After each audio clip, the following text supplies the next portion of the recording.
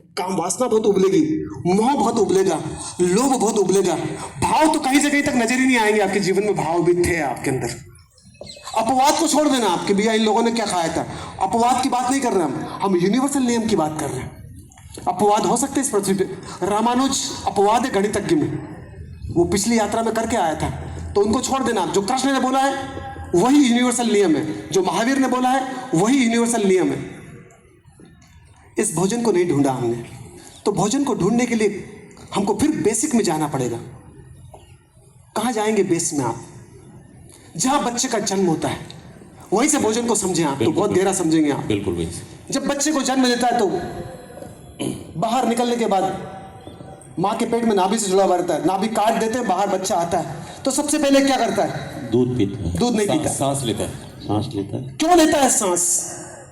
क्या कारण है सांस लेने का?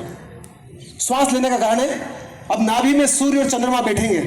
ये पृथ्वी जब तक जिंदा नहीं रह सकती जब तक सूर्य और चंद्रमा इसके सपोर्ट में नहीं होंगे।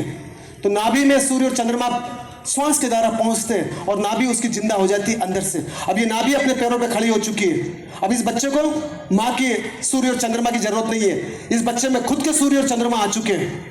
सबसे पहले नाक से कौन प्रवेश करते हैं? दो खड्डे हैं नाक में, चंद्र श्वास लेता है, एक चंद्र नाड़ी जगती है, सूर्य नाड़ी जगती है, और ये चक्र जगता है, नाभि चक्र बोलते हैं इसको, सूर्य चक्र बोलते हैं, जठर अग्नि बोलते हैं इसको, जो नाभि होती है। यहां सबसे पहले नाभि सक्रिय नहीं होगी तो ये बच्चा जिंदा नहीं रह सकता। सबसे पहले नाभि को जिंदा होना पड़ता है इस पूरी बॉडी के अंदर। लंग्स बाद में काम करेंगे, हार्ट बाद में काम करेगा, सबसे पहले नाभि काम करेगी। नाभि सभी आर्गन को तत्काल एनर्जी और मैसेज पहुंचाएगी, तो उसके बाद सब आर्गन काम करेंगे। सूर्य और चंद्रमा के पहुंचने के बाद पृथ्वी काम करना चालू करती है, नहीं तो वो भोजन टूट नहीं सकता। जो दूध पिएगा वो जहर हो जाएगा उस बच्चे के लिए। पिएगा ही नहीं, पहली बात तो श्वास नहीं लेगा तो पिएगा किसी? सही है। हमारी बॉडी में भी जो भोजन को एनर्जी में तब्दील करते हैं वो सूर्य और चंद्रमा करते हैं। उसी को थोड़ा समझना पड़ेगा आपको। तो श्वास लेने के बाद क्या करता है बच्चा? दूध पीता है। दूध पीता है। दूध वो पृथ्वी है, दूध मतलब प्योर पृथ्वी। ग्रेविटेशन जाएगा उसकी बॉडी में। श्वास के द्वारा क्या गया? लेविटेशन। और दूध के द्वारा क्या गया? ग्रेविटेशन। अब इन दोनों का तालमेल से बॉडी में ऊर्जा बनेगी, एक नेगेटिव पोल एक पॉजिटिव पोल। अब ये एनर्जी का प्रोडक्शन करेंगे बॉडी में जाने के बाद। जब बच्चा दूध पीता है तो जो माँ का दूध होता है वो तामसी होता है? नहीं। राजसी होता है? नहीं। सात्विक होता है, प्योर सात्विक। उसमें अंधेरा पक्ष बिल्कुल नहीं होता है मां के दूध में। एक परमात्मा से दूसरे परमात्मा का मिलन होता है दूध के साथ। बच्चे को दूध पिलाती है। बड़े बच्चे को दूध पिला सकते? 15 साल के बच्चे को नहीं। वासनाग्रस्त हो चुका है बच्चा, अब मां डरती है उस बच्चे से। अब पर छोटे बच्चे को तो उल्लास के साथ दूध पिलाती है।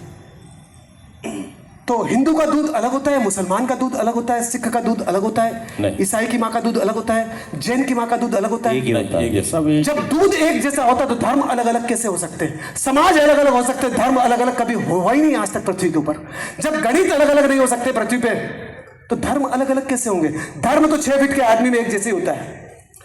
यहां तक एनर्जी आने की टेक्निक सबकी अलग अलग हो सकती जितने आदमी, पर इसके अंदर का काम तो एक जैसा होगा। पूरी पृथ्वी पे 8 अरब आदमी में एक जैसे ही काम करेंगे। अंदर अलग अलग काम नहीं हो सकता इसके अंदर। पर हमने कभी सोचा ही नहीं। वो जो दूध है वो किसको पैदा करता है? भाव को जन्म देता है। उस दूध में इतनी ताकत है। सत्व भोजन, सात्विक भोजन की बात करी हिंदुस्तान ने कि भावों को जन्म दे दो तो बुद्धि और भावनाएं तो अपने आप आ जाएंगी, अपने आप विकसित हो जाती है। अरबपति बनेंगे तो करोड़पति तो अपने आप बन ही जाएंगे आप। अगर MBA कर लिया तो 12th और 8th तो अपने आप आ जाती है उसमें। जिसने भावों को जन्म दे दिया, भावनाएं और बुद्धि उसका अंश है कि भाव आपका जीवन है। तो भोजन कैसा होना चाहिए? माँ के दूध जैसा होना चाहिए। ये सुना था ना आपने? बिल्कुल दूध सुना था, फिर भी नहीं किया इसको इम्प्लीमेंट आपने आज तक अपनी लाइफ में? नहीं, वो इस कान से सुनते